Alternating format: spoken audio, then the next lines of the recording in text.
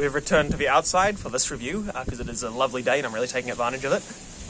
So in this video, I'll be reviewing The Last Hero, which is a Terry Pratchett short story, Discworld short story.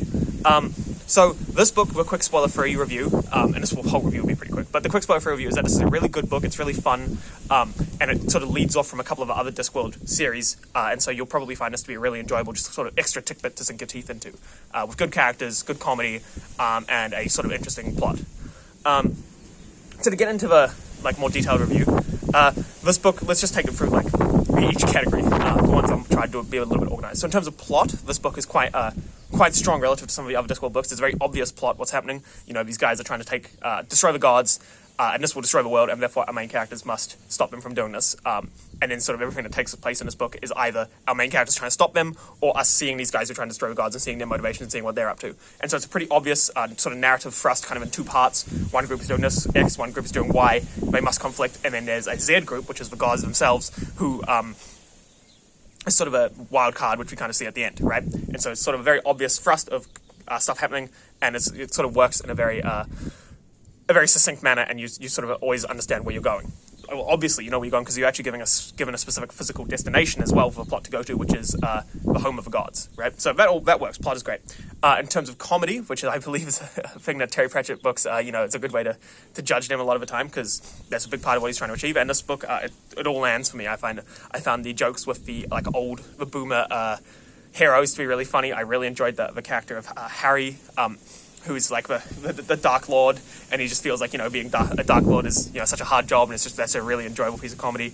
I liked all the sort of doom and gloom comedy when they were on the spaceship, where they were worried they were going to die and stuff. I thought that was really cool. So yeah, all the comedy in my opinion landed. As far as characters go, this book has Rincewind, who I've discussed in my previous review. I don't find him to be the greatest character, but I thought that he pulled a good role as a supporting character in this book, and so that was fine. And particularly if you like Rincewind in some other books, then you'll be happy to see him here.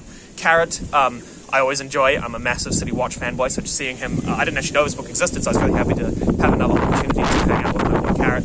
And then we have Leonard Newworm, who designs the ship and stuff. And I always find him to be a really interesting character, and I really enjoyed sort of seeing a lot more of him and seeing him come into his own in this book to design, he's almost the hero of the book in the way that he designs the ship that saves them all, or that saves the world, in fact. So I thought it was really cool to see him again. And then I love to see Vetinari. Vetinari is possibly my favorite, one of my favorite characters. If I was top 10 favorite characters ever, Vetinari would definitely be there. So I always love to see him doing his thing and scheming and, whatever it is that Vetinari does. He's an odd guy, but I really enjoy seeing him. And so I really felt that this book sort of comes together. It's the full package of everything that Pratchett is good at, and some of the stuff that he's not that good at, but he's pulled off well in this book. Because like I've said, I found that sometimes Terry Pratchett's plots are a bit sort of vague, or I don't really understand where they're going, or it's just a bit superfluous to I feel like what the book's actually about. But this book, so it has a good plot, like I discussed. The characters, they're reoccurring characters, so you might have enjoyed them in other Discworld things, but they're also just functional in this book on their own. So the tech characters are good, it's funny. And then just the stuff that happens in this book is really cool. I just like the sort of concept, I guess you would call that, where, they fly around in a spaceship around Discworld, they go to the moon. And that's just really fun and enjoyable. I should have touched on the characters, the boomer, the old guy heroes. I thought they were really fun and interesting. And it's just an interesting idea where it's like when you achieve it's almost like some interesting, I guess, philosophy or sociology explored there, where it's like when you achieve everything you want, sort of what's next, right? And perhaps you start to make some irrational decisions, like trying to go blow up the gods.